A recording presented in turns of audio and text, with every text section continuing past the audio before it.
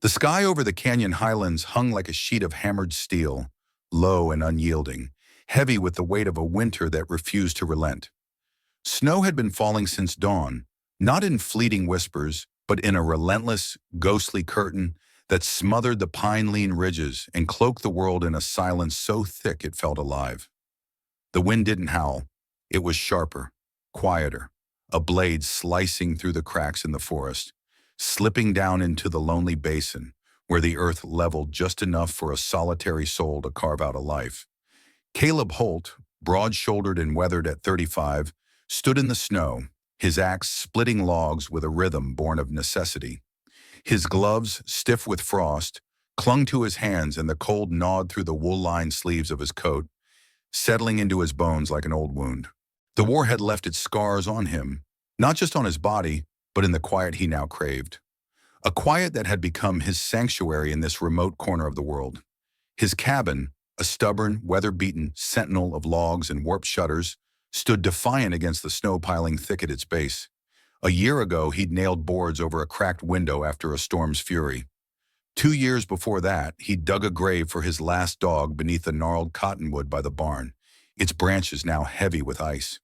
There were no visitors here, no neighbors to break the stillness. Just the trees, the snow, and the routines that kept him tethered to life. 8 years ago, his wife's laughter had faded forever, taken by fever. Their boy, barely a year old, followed her into the dark before his second winter. After that, Caleb had turned his back on the world, venturing to Ironwood only when the seasons forced his hand. No one came this far unless they were lost, desperate, or carrying trouble. So when the faint crunch of snow broke the silence, soft, irregular, but unmistakable, his heart stilled, and caution sharpened his senses. He straightened, axe heavy in his grip, eyes narrowing toward the shadowed woods beyond the fence. An elk, he thought first, its weight breaking the crust of snow. Then his mind darkened. A thief, maybe, or worse, a rider from Ironwood, fresh off the trail with ill intent. His boots sank into the drift as he stood motionless, listening, his breath clouding in the frigid air. Then he saw her. A woman frail as a wraith, barefoot in the biting snow, her buckskin dress torn and fluttering like a tattered flag. Her legs, V4 legs, sank deep with each stumbling step toward the porch, her arms clutched tight against her chest, her long black braids swinging like a lifeline down her back. Her skin, dark and wind-scoured, bore the raw red of frost's cruelty. Not a settler. Apache. Caleb's gut tightened, not with hatred, for he was not that man, but with the weight of what he knew. Apache women didn't wander alone in white man's land, barefoot in a winter storm, unless the world had turned against them. He moved toward her, slow and deliberate, his mind racing through possibilities. A trap? Others hiding in the trees? But as she staggered closer, her legs barely lifting, those thoughts dissolved. Her face told a different story, raw, hollowed by exhaustion, etched with a fear that wasn't cunning, but desperate. She collapsed to her knees in the snow, 10 yards from the porch, her hands splaying into the drift, her body swaying as if the storm might claim her right there. Caleb's instincts screamed for distance, for the safety of his quiet life. He didn't know her, didn't owe her, but her eyes lifted, dark and pleading, her cracked lips trembling. "Please," she whispered, her voice a dry rasp, barely cutting through the wind. "Let me in." He froze, his jaw tight, the axe a heavy anchor in his hand.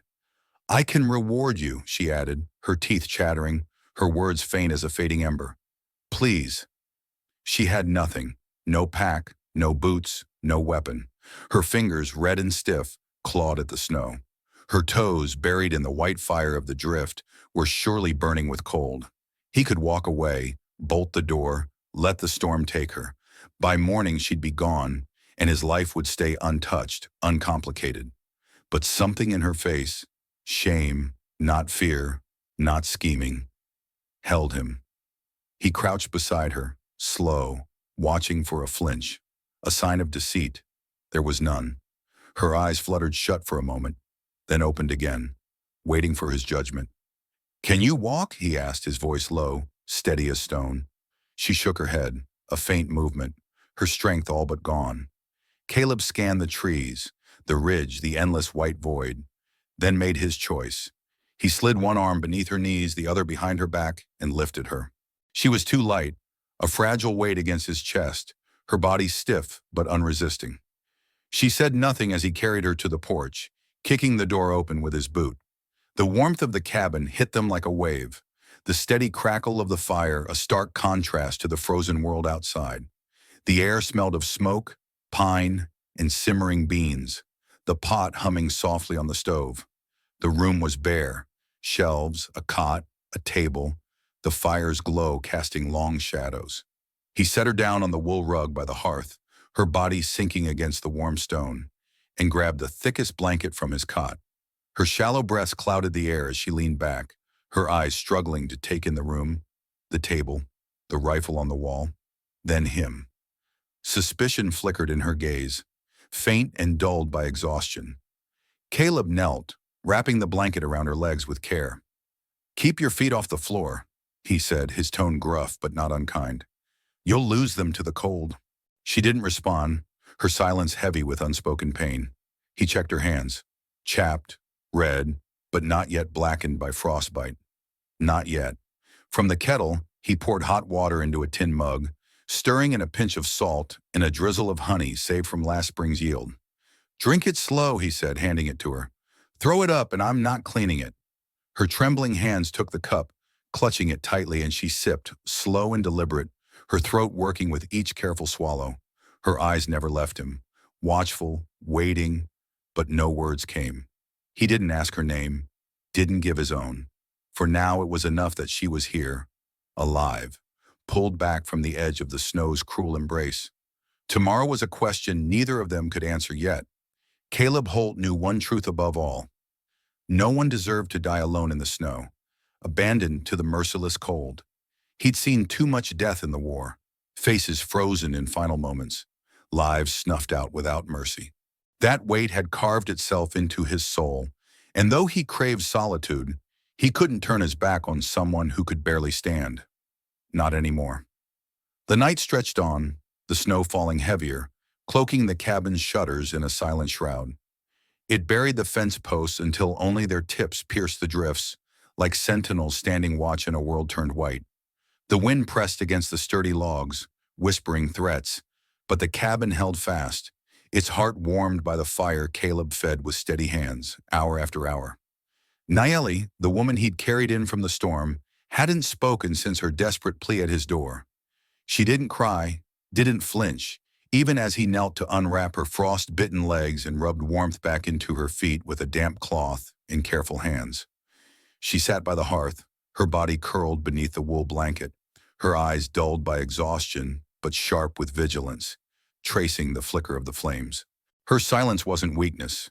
It was survival, a quiet defiance that spoke louder than words. At some point, as the fire's glow softened the room, she drifted into sleep, her knees tucked tight, the blanket a cocoon around her fragile frame. Caleb didn't disturb her. He laid a folded quilt beside her, a small gesture against the cold she might wake to, and watched her for a moment, her shallow breaths a faint rhythm against the crackle of burning logs. He settled at the table with a plate of beans and crusty bread, eating slowly, deliberately as the snow drifted sideways across the window.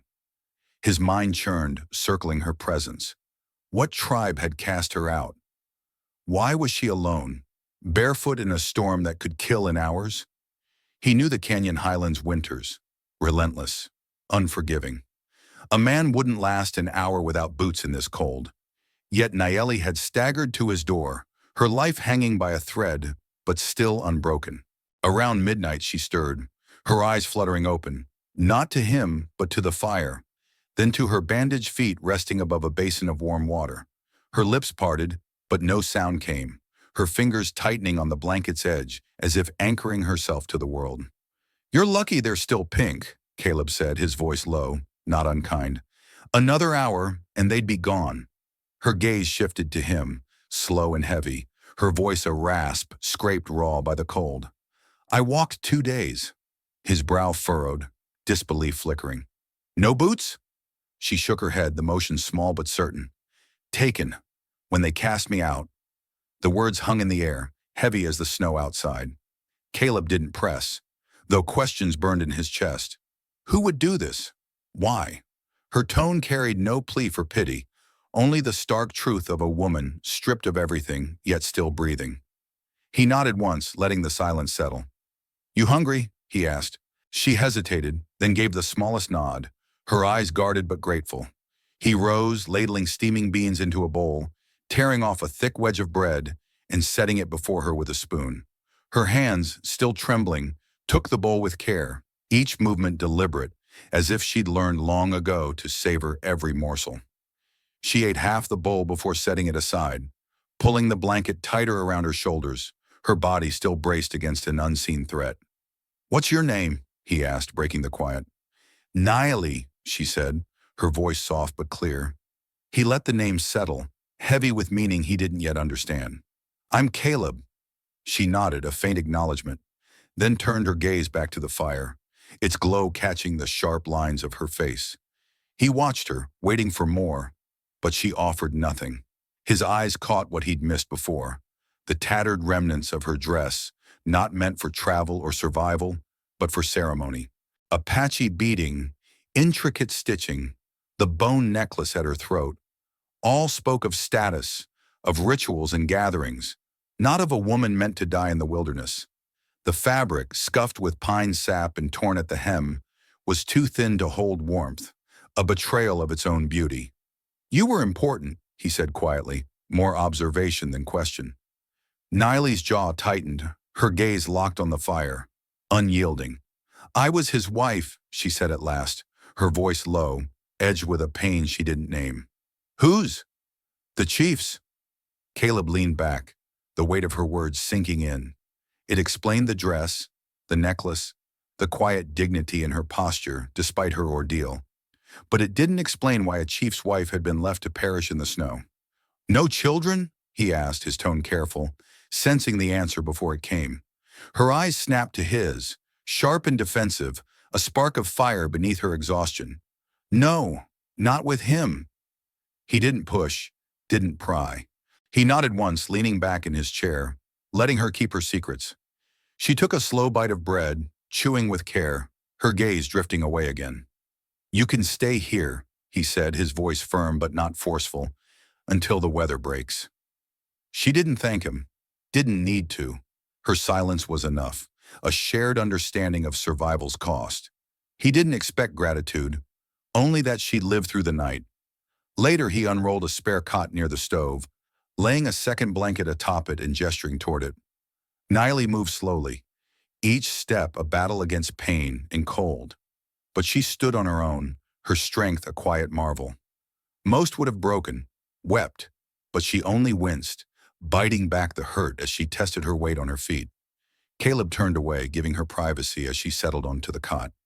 Then her voice broke the quiet again, soft but piercing. "You're alone too." He looked back. She wasn't asking, merely seeing him, as if his solitude mirrored her own. 8 years, he said, his voice steady but heavy with unspoken loss. She didn't ask for more, and he didn't offer. The silence stretched, not warm yet, but no longer cold. Outside, the wind howled, the moonlight turning the snow to a sea of silver. Caleb fed the fire one last log and settled into his own cot. Niley was there, alive, breathing, a fragile spark in a world that had tried to snuff her out. For now, that was enough. By dawn, the storm had buried the yard under another foot of snow, swallowing the fence line and sealing the chicken coop in a wind-carved drift. The sky hung low, pale and heavy, promising more of the same. The canyon highlands' cold was relentless, cracking logs and freezing water buckets solid if left unchecked. Caleb was outside at first light, shovel in hand, clearing a path to the barn. His breath clouded thickly, his gloved fingers stinging as he worked. He checked the 2 cows, tossing fresh straw into their stalls, his movements steady, unhurried. Out here, rushing meant mistakes, and mistakes meant death. For him, for the livestock, for the life he'd carved from this unforgiving land. He wouldn't let it all crumble under the weight of winter. Inside, Nayeli woke to the faint scent of ash and the warmth of beans simmering on the stove. Her legs burned, a dull fire beneath her skin, but her toes stirred faintly beneath the blanket. A small victory. She tested them, her brow furrowing with the effort of measuring her pain, her survival. Her hands, less raw now, traced the edge of the blanket as she studied the cabin again. The rifle on the wall, the sparse order of every object, a space built for one man who expected no company. She sat up, wrapping the blanket tighter, and tested her feet against the floor. Pain lanced up her calves, sharp but bearable. She limped to the stove, one hand braced on the table, determined to move, to act, to prove she wasn't broken. She was reaching for the ladle when Caleb stepped inside, kicking the door shut against the cold. "You should have waited," he said, his voice flat but not harsh, shaking snow from his boots. She didn't turn, her back straight despite the ache. "I'm not helpless." He didn't argue, just peeled off his gloves and scarf, moving to the basin to wash up. "Doesn't mean you're not hurt," he said, his tone matter-of-fact. She glanced over her shoulder, her face guarded but calm, a flicker of defiance in her eyes. "I can do small things." Caleb gave a brief nod, drying his hands. "All right, just don't fall." He adjusted the stove's flame, stepping in to ladle 2 bowls of beans with practiced ease. She moved aside, letting him work, and he handed her a bowl without fanfare. They sat at the table, eating in silence. Not the tense quiet of strangers, but a practical stillness, born of necessity and shared space. Halfway through the meal, Caleb asked the question that had haunted him since dawn. "Where were you trying to go?" Niley chewed slowly, her eyes steady on her bowl before meeting his. "I wasn't." His brow creased, confusion settling in. "So what then?"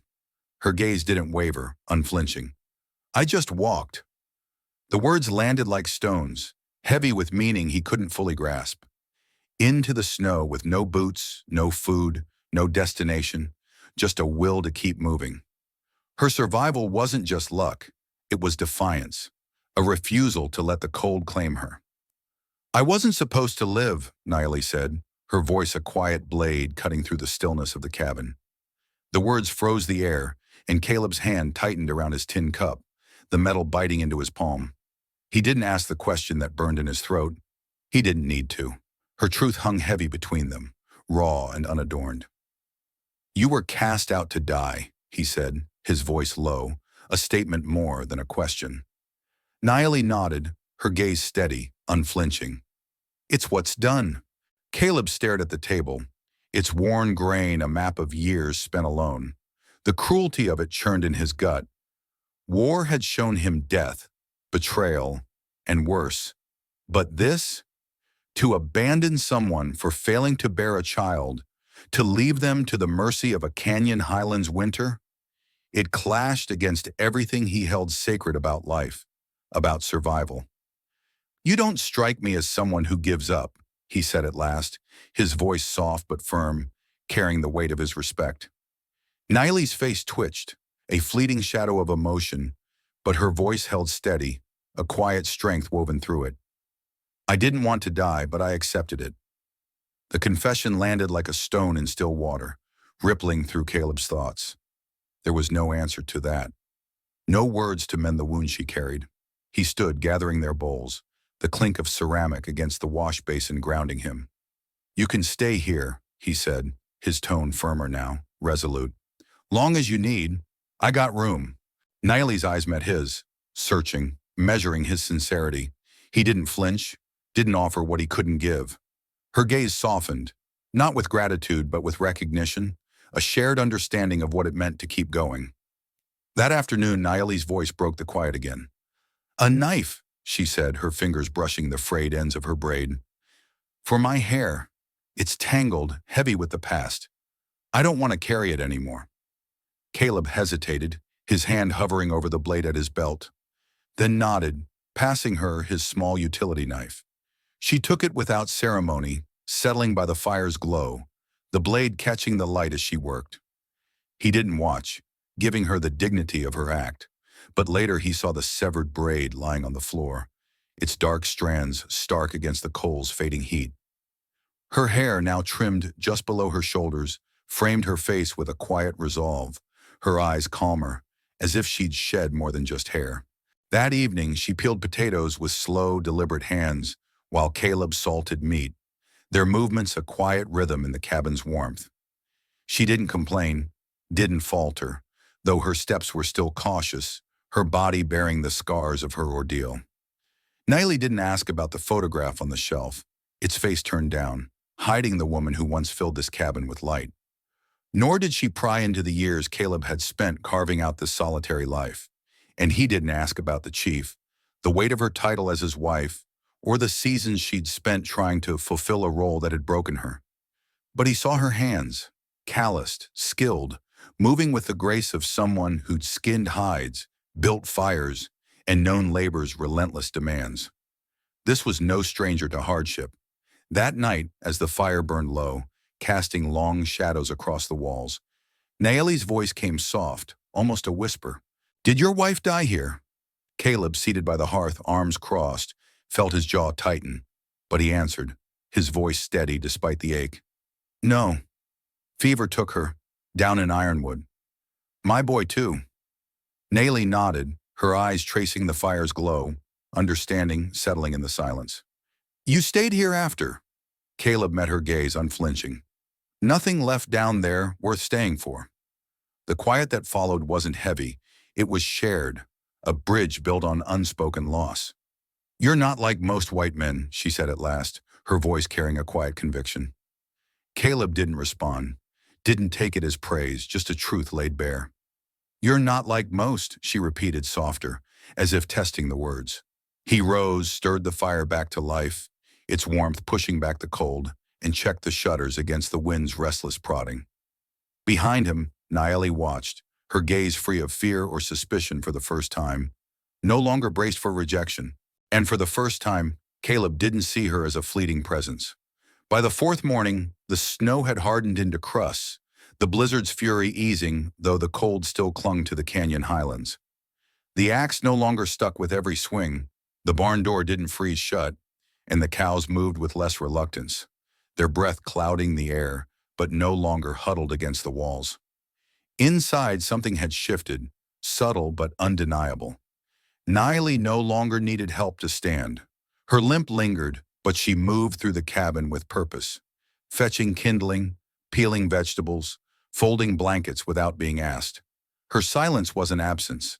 It was presence, steady and grounded, her voice calmer when she spoke.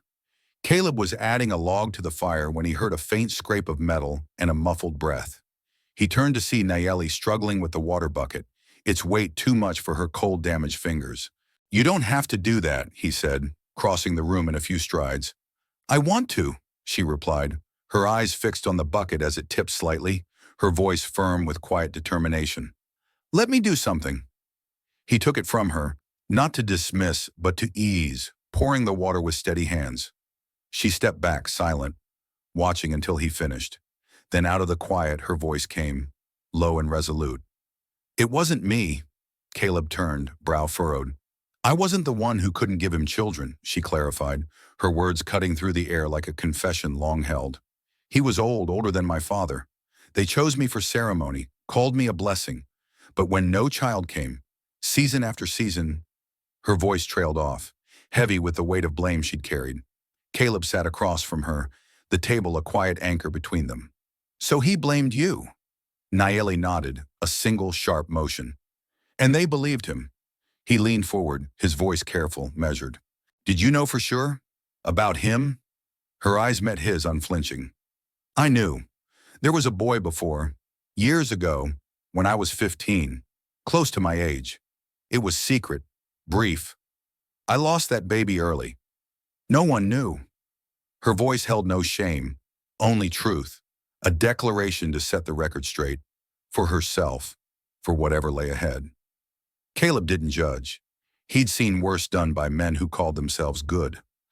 Naeli's gaze dropped to her hands, steady now. "When the bleeding returned 2 moons ago, I knew I was still able, but it didn't matter. They'd already cast me out." Caleb nodded, the pieces falling into place. Why she'd arrived half dead, stripped of boots, of hope, of purpose in their eyes. He stood, moving to the shelf where a box wrapped in oilskin held fragments of a life he'd left behind. From it, he pulled a bar of lye soap, a wooden comb, and a pair of gray wool socks, worn but thick. He set them on the table near her, a quiet offering. She looked at them, then at him, her eyes softening. "Thank you," she said, the first time she'd spoken the words, heavy with meaning. That afternoon, while Caleb repaired the chicken coop outside, Niley washed her hair with melted snow water, her movements slow but deliberate. When he returned, her braid was clean, tied with twine, her posture straighter, the torn ceremonial dress now layered with his flannel shirt, sleeves rolled, hem tucked. She moved with caution, but there was purpose in her steps, a spark of reclamation. That evening, as the stew simmered, its warmth filling the cabin, Caleb asked the question that had lingered since her arrival. "You planning to go back? When the thaw comes?" Naley stirred the pot, her eyes on the steam, considering. "There's nowhere to go," she said at last, her voice steady, final. "What about your tribe? They're not mine anymore." He waited, but she offered no more, and he didn't press. Instead, she turned the question back to him. "How long you lived here?" 7 years, 8 maybe." "Why here?" He leaned back, the weight of memory settling. "After the war, I came west, wanted land. Quiet, got both." "Your wife, she like it?" His jaw tightened, but he answered.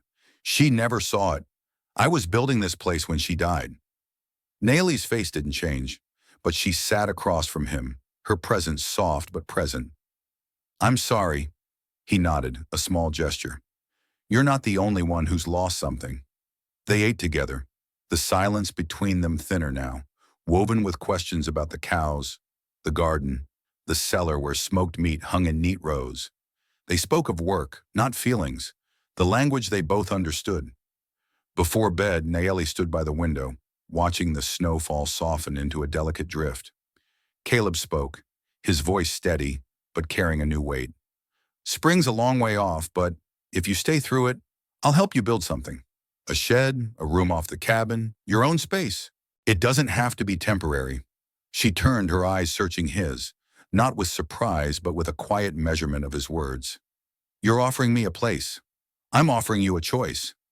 She didn't answer then, but as she lay down that night, the blanket didn't clutch her so tightly. For the first time, her eyes held no fear, only the faint glow of possibility. The days stretched longer, the sun barely cresting the ridge before sinking behind the pines. A weak thaw touched the snowpack's edges during the warmest hours, though icicles still clung to the roof, and the wind carried winter's bite. But inside, something new took root, steady, quiet, alive.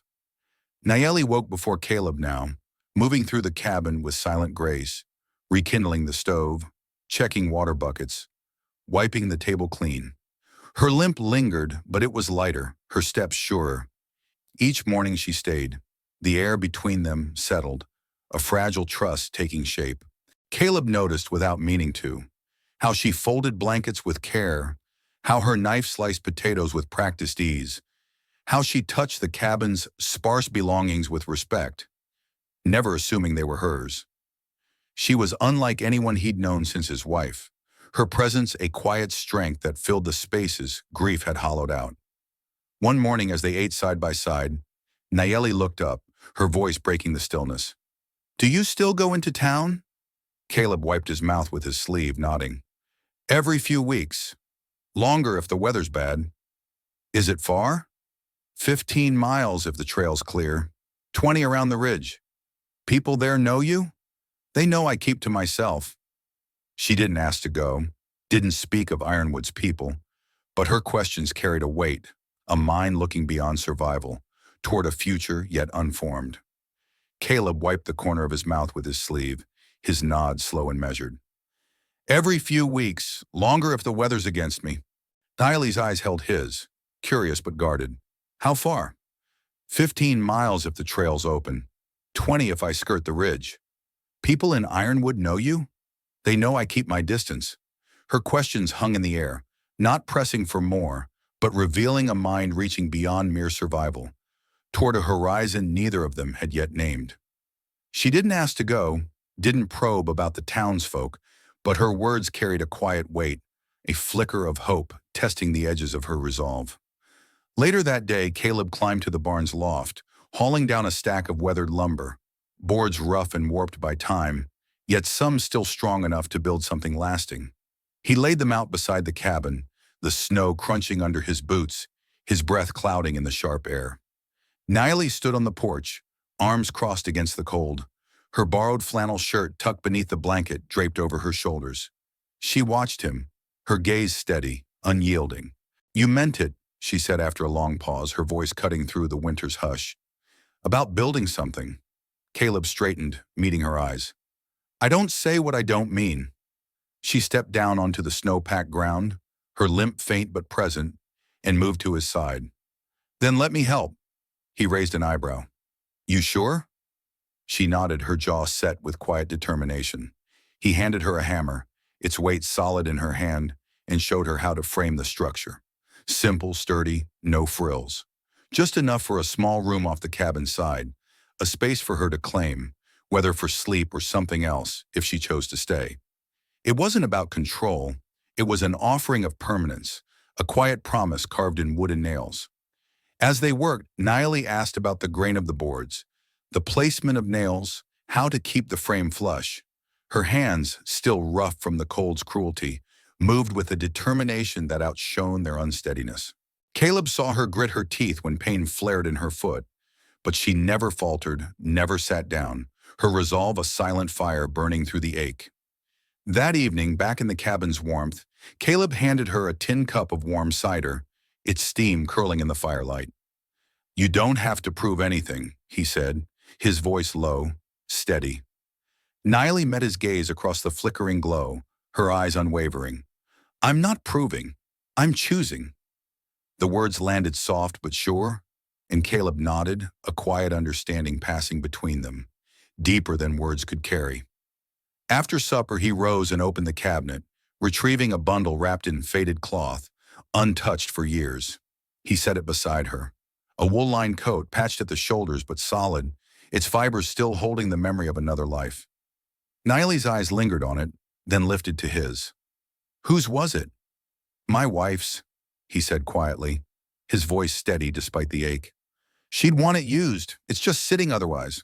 Niley didn't refuse. Her hands, calloused but gentle, smoothed over the fabric as if it were fragile, a relic of a life she'd never known. She slipped it on, the coat large but warm, wrapping her in its quiet strength. She nodded once. "Thank you." No more was said. No grand gestures, no sentimentality, just a shared truth. The next morning she wore it as they trudged through the snow to check the traps near the tree line, her first venture beyond the yard since she'd stumbled to his door. Her steps were slow but certain, the cold no longer a predator, but a challenge she could meet. As they walked back, Caleb's voice broke the quiet. "You mentioned a child before." Niley's gaze dropped to the snow beneath her boots, her breath clouding briefly. "Yes. Do you want one again?"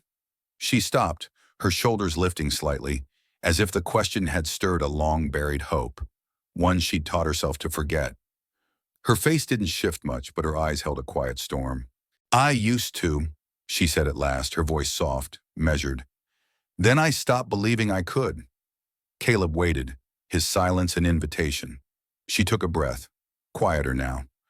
"But now I wonder if it was never me." He nodded, his voice steady. "Might not have been." Niley resumed walking, her steps deliberate. After a few paces, she added, "If I ever had one, I'd want it born here, in a place like this, not for ceremony, not for a title, but for its own life." Caleb's chest tightened, a feeling he hadn't known in years, stirring like an ember long thought cold. He said nothing, but her words settled deep, a vision of a life unbound by others' expectations. That night after supper, Caleb did something he hadn't in nearly a decade. He sat beside her at the table, his presence closer, deliberate. He spoke her name, not to call her, not to ask anything, but to hold it, to feel its weight. "Nayeli." She looked up, her eyes calm, steady, meeting his without hesitation. Then with a quiet certainty, she leaned forward and kissed him. It wasn't rushed, wasn't desperate, just a steady, real connection, like the joining of two rivers finding their course. She pulled back, her gaze locked with his, and said, I'm not leaving. Caleb, who had spent 8 years bracing for every departure, felt something shift inside him. Good, he whispered, his voice soft but sure, a vow as much as a response. The kiss didn't change the weather. Snow still clung to the pines. The wind still whispered through the cabin's cracks. But something had shifted within the walls, a quiet turning of the tide. The next morning, Nayeli rose early, tending the stove, moving through the cabin with the same quiet grace. But she stood closer when they spoke. Her eyes didn't shy away from his, and when their hands brushed at the table, neither pulled back. Caleb noticed every detail, her breath, her movements, the way she carried herself like someone who'd lost too much to rush, but was ready to step forward. They were two souls scarred by grief, cautious but open, standing on the threshold of something new. That morning they worked side by side outside, the cabin's extension taking shape, its frame half raised against the snow-packed ground. Nayeli held one end of a board, her cheeks flushed with cold, strands of hair clinging to her jaw. She looked strong, present, her presence a quiet defiance against the winter's weight. Caleb's thoughts circled her words. I'm not leaving. He hadn't asked what they meant, whether for a season or forever, but he knew she spoke with the same unyielding truth he did. That evening, after the fire roared and the supper dishes were cleared, Nayeli sat on her cot, combing her hair with slow, careful strokes. Caleb sat at the table, oiling the hinges of his trap box, the silence between them easy, warm. Do you miss her? Nayeli asked, her voice soft, cutting through the quiet. Caleb set down his cloth, his thoughts turning inward. I did, for a long time. She waited, not pressing, her hands pausing in their work. She was kind, he said, his voice steady but heavy with memory. Sick often, though. Worse after our boy came. He didn't make it through the winter. Nayeli's hands slowed, her eyes softening with understanding. That's why you built this place. Needed distance. From everything. Didn't want reminders. She nodded, her gaze steady. And now? Caleb met her eyes unflinching. Now it doesn't feel like running anymore. She resumed brushing her hair, the motion deliberate, thoughtful. You let me in, she said, her voice low. Not just through the door. Caleb stood, crossing the room slowly, and knelt before her. She didn't stop combing, but her eyes met his, steady and unafraid. You came here with nothing, he said, his voice low, reverent. I saw you dying in the snow, and you didn't beg. You stood, even when you could barely walk. That strength? He paused, words failing the depth of what he felt. He took the comb from her hand, setting it aside with care, and touched her jaw, his fingers gentle but sure. She didn't flinch, leaning into his touch, a quiet surrender. He kissed her again, slower this time, deeper, the moment stretching like a held breath. Her hand rested on his chest, light but steady, grounding them both. When they parted, she whispered, I want this, but on my terms. Caleb nodded, his gaze serious, unwavering. Always will be. They lingered there, close but unhurried, the fire's glow casting soft shadows across the walls. Nayeli stood, moving to the hearth, the blanket tight around her shoulders. Caleb followed, the wind outside a gentle rhythm against the cabin, no longer a threat. That night, for the first time, they shared a bed. Nayeli slipped beneath the quilt without hesitation, her bare feet brushing his, a quiet intimacy born of choice, not conquest. Caleb held her close, his arms a steady anchor, not claiming, but cherishing. Their bodies came together in the dim light, not with urgency or hunger, but with a slow, deliberate grace, a meeting of two souls who'd survived too much to rush. The fire crackled, its warmth a soft counterpoint to their quiet movements, each touch a testament to survival, to choice, to the life they were beginning to build. When it was over, no words were needed. The silence spoke enough. Later in the dark, Nayeli's voice came soft against his shoulder. If I carry a child this time, it'll belong to no one but me. Caleb's breath caught, his voice a whisper against her hair. It'll belong to us both, but no one else. She didn't reply, but her body settled closer. her warmth a quiet answer. Outside, the snow fell gently, no longer a threat. For the first time in years, the cold couldn't touch them. The days grew lighter, the frost on the cabin's windows fading by midday, the roof dripping under the sun's brief warmth. Caleb marked the change in the animals, the hens laying steadily, the cows restless at dawn, the pines shaking free their snow with every gust. Inside, a rhythm had taken root, unspoken but understood. Naili no longer slept on the cot, and Caleb no longer saw her stay as temporary. Mornings began with quiet routines, him chopping wood or hauling feed, her boiling water, checking supplies, washing linens with hands no longer hesitant, though still marked by the cold's cruelty. One morning as he returned from the barn, Caleb found Naili at the table, her hands still, her gaze inward, a quiet shift in her expression. He hung his coat, his voice low. "What is it?" She looked up, hesitating, then spoke, her voice soft but certain.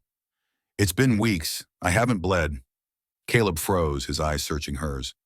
"You're sure?" She nodded steady. "Yes." Silence settled, heavy with possibility. He pulled a chair beside her, his face serious but calm, focused. "You think it's him?" he asked, careful. "I know it wasn't me," she said, her voice soft, resolute.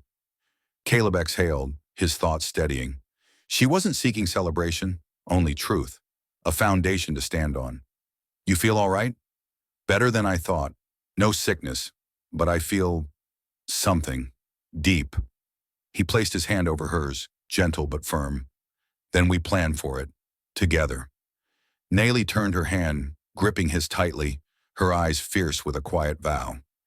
"If it's true, if it grows, I want this child to live like we do. Not in fear, not under someone's name. Just here, with you, with me." Caleb nodded, his voice steady. "That's what we'll do." They didn't rush to name it, didn't weave dreams too fragile for the moment. But the next day, Caleb reinforced the new room's windows, adding insulation, choosing the strongest wood for the joints. He didn't say it was for the child, but Naili knew. In the evening, she sewed scraps of fabric, her hands steady, stitching with a calm purpose. She didn't say what it was for, but he knew. One morning, as they prepared to check the traps, Caleb asked, "You said no one knew about the first child you lost." Naili paused, buttoning the coat he'd given her. "That's right. Do you want people to know now?" Naili paused, her breath catching in the cold air, her fingers still on the buttons of the coat Caleb had given her. "Not people," she said at last, turning to face him, her eyes steady but soft with a buried longing. "Just one." Caleb's gaze held hers, searching. "Your mother?" She nodded, a small motion heavy with meaning. "She's still with the tribe. She didn't fight when they cast me out, but I saw her tears. She had no power to stop it, but she knew it was wrong." Caleb nodded slowly, the weight of her words settling like snow on his shoulders. "When the thaw comes, we'll head down the mountain," he said, his voice low but resolute. "Leave word at the crossroads post. Someone will carry it to her, quiet-like." Naili's eyes shimmered, not with tears, but with a quiet relief, a release of a burden she'd carried too long. "I just want her to know I lived," she said, her voice barely above a whisper, "that the snow didn't take me." Caleb stepped closer, his hand brushing her cheek, gentle but sure, grounding her in the moment. "We'll make sure she knows." His touch was a promise, unspoken but binding, a vow to carry her truth beyond the pines. Later that week, a coyote crept too close to the chicken coop, its lean frame a shadow in the snow. Caleb fired from the porch, the shot clean through its shoulder, the animal crumpling into the drift. Naili stood beside him, her breath clouding as she watched it still, its hunger silenced. "Most men would have killed it outright," she said, her voice low, observant. Caleb's eyes stayed on the fallen creature. "It wasn't hunting, it was starving." She met his gaze, understanding passing between them. "You've seen too much death to chase more of it." He turned to her, his expression steady, unflinching. "Haven't you?" Naili nodded, her eyes distant but resolute. "That's why I'm here." That night they lay side by side, the fire's embers casting a faint glow across the cabin's walls, the half-finished room beyond, standing dry and waiting. Niley's voice came soft, a whisper against the quiet. This child will be born into stillness. Not ceremony, not fire. Caleb's arm tightened around her waist, his touch a steady anchor. Born into choice, he murmured, his voice a low vow against her hair.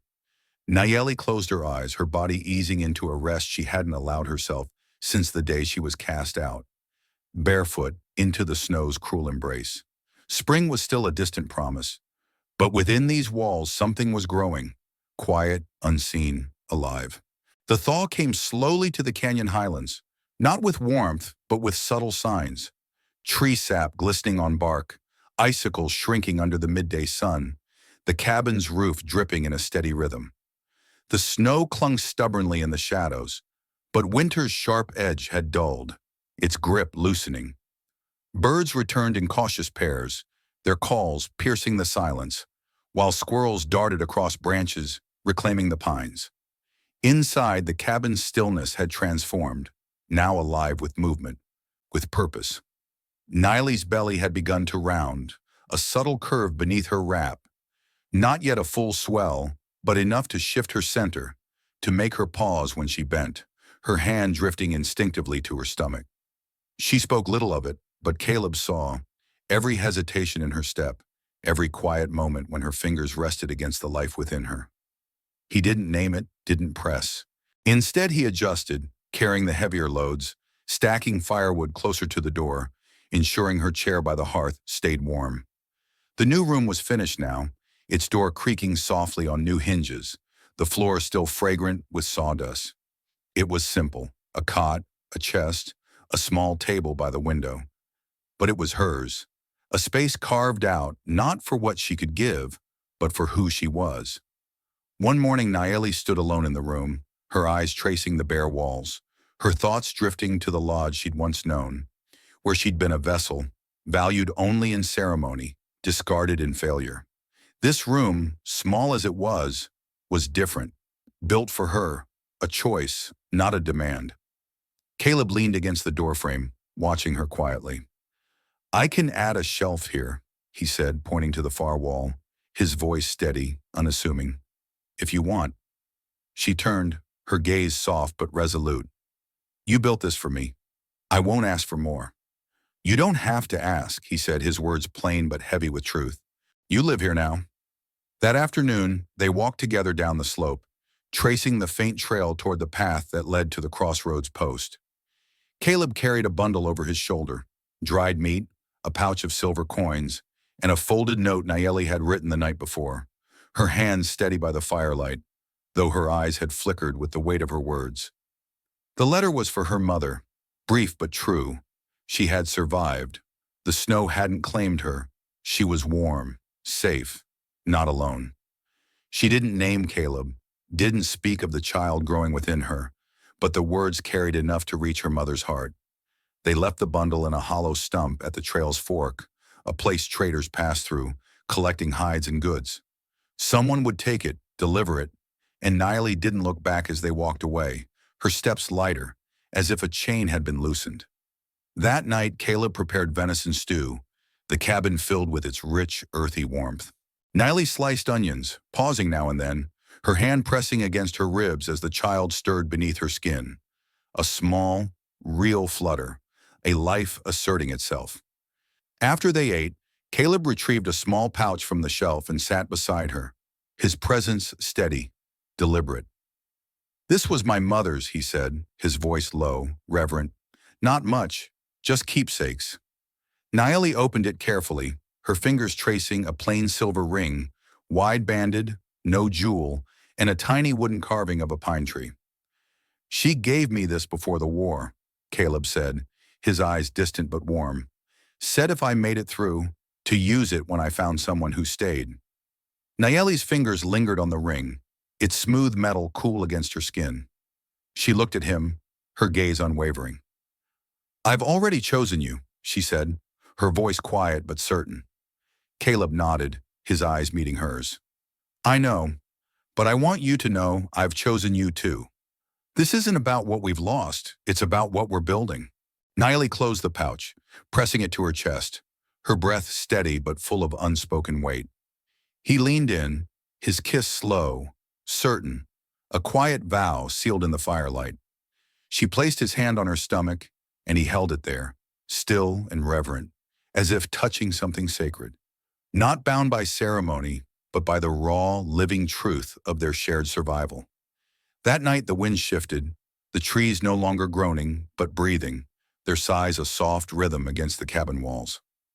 Nayeli slept with her back against Caleb's chest, the quilt tucked tight around them, her body no longer braced against the night, but open to it, the cold unable to reach her. By mid-April, the last snow had melted from the lower trails, the air sharp at dawn, but softening by noon, the ground yielding underfoot as pines dripped with meltwater. Caleb moved the cows to the west pasture, where green shoots pushed through the damp earth, a quiet promise of spring. The world came alive with sounds absent for months: running water, bird song, insects tapping against the cabin's glass. Inside, the cabin had transformed, no longer a refuge for one man's grief, but a home, lived in, alive. Nayeli's work basket sat beneath the table, filled with mending she took her time with, her stitches careful, unhurried. Caleb's shirts hung on the line beside her flannel wrap, their presence a quiet testament to their shared life. The new room wasn't just finished. It bore soft strokes of color Nayeli had painted, using dyes from crushed bark and plants, her hands leaving a mark of care on the walls. The shelf Caleb had built held the wooden pine carving, a relic of his mother's hope now part of their present. Nayeli moved slower now, her belly visibly rounded, a gentle curve beneath her wrap. She never complained, but Caleb saw her pacing herself, resting between tasks, standing by the open window with one hand on the frame, the other resting lightly on her stomach, feeling the life within. One morning he brought her a basin of warm water and a cloth, setting it by the stove without a word. She soaked her feet, her face calm but thoughtful, her eyes tracing the cabin's sparse warmth. "You never asked for any of this," she said quietly, her voice soft but heavy with meaning. Caleb met her gaze, his expression steady, unyielding. "I didn't have to," he said. "You came." She looked up at him, her eyes holding his, a silent acknowledgement of the life they were building, not just for themselves but for the child yet to come. "Are you ready?" Nayeli asked, her voice soft but piercing, carrying the weight of a future unfolding. Caleb met her gaze, his eyes steady, unflinching. "I'm not afraid," he said, his voice low, resolute. "That's enough." She reached for his hand, guiding it gently to the curve of her belly, where the child stirred beneath his palm. Not just a flutter now, but a slow, deliberate pressure, a life asserting its presence. Caleb didn't speak, only nodded, his silence a vow as deep as any words. Nayeli understood, her heart settling into the quiet certainty of his touch. That afternoon they walked together to the ridge's edge, where the land dipped into the basin, revealing the canyon highlands' vast valley below. Caleb pointed to a cluster of new blooms near the creek, their delicate colors a faint promise of spring. Nayeli knelt, plucking a sprig of wild mint, its sharp scent rising as she pressed it between her fingers. A smile touched her lips, open, unburdened. The first time Caleb had seen her joy unfettered, free of the weight she'd carried. On their return, Nayeli paused at the hollow stump where they'd left her letter for her mother. The bundle was gone, replaced by a single strip of woven cloth, a deep red sash, its hue echoing the ceremonial threads of her old lodge. She lifted it with both hands, her fingers tracing the intricate weave, a silent message from a world she'd been cast out from. "She got it," Nayeli whispered, her voice trembling with quiet triumph. Caleb watched her closely, his brow furrowed. "Is it a good sign?" She nodded slowly, her eyes shimmering with something beyond tears. Relief, reclamation. "It means I'm no longer ghosted. I am remembered." They walked home in silence, but it wasn't empty. The air hummed with the settling of old wounds, a past laid to rest, making way for something new. That evening, Nayeli prepared a stew, using the last of the winter's carrots, her movements careful, deliberate. She paused once, her hand pressing against her ribs as the child kicked hard, a fierce reminder of life within. Caleb rose from his chair, crossing the room in a heartbeat, his hands steadying her waist. "I've got you," he said, his voice a quiet anchor. You always do, she murmured, leaning back into him, her body easing against his strength. Later, with the fire low and the dishes washed, Naeli took his hand, leading him to their bed. She drew the quilt over them, her movements soft but certain, and turned to face him in the dim light. You never asked if I wanted to marry you, she said, her voice gentle, a smile playing at the edges. Caleb's gaze held hers, steady, unwavering. I figured I didn't need to. We already chose each other. Her smile deepened, small but radiant, a spark of joy in the quiet. Still, ask me. Caleb looked into her eyes, his voice low, deliberate, carrying the weight of a life rebuilt. Will you be my wife? Nayeli nodded, her answer simple, true. I already am. The child stirred again, and Caleb placed his hand on her belly, as he had many nights before. But this time he spoke the words aloud, soft but certain. Our child. Nayeli covered his hand with hers, her whisper a vow. Our family. By the following week, spring had settled into the canyon highlands for good. Tree buds unfurled into leaves, their green a quiet triumph over winter's grip. The hens clucked loudly in the yard, fat and lively, their chatter a song of renewal. The cabin, once a solitary refuge for Caleb's grief, was now a home, rooted, alive, filled with the quiet rhythm of shared days. Niley stayed, her presence a steady light in the space they'd built together. Caleb stayed, his heart no longer tethered to the past but open to the future. Their child, due in a few short moons, would be born in the room they'd crafted side by side, a space free of titles, free of demands, where no one would be cast out for failing to meet another's expectations. Here, in this hard-won haven, there was only presence, choice, and care. The pines stood tall around them, their branches swaying in the warming breeze, and the valley stretched wide below, alive with the promise of new beginnings. For the first time in both their lives it was enough, a quiet courage, a family forged not in ceremony, but in love, a life reclaimed from the snow's cruel grasp.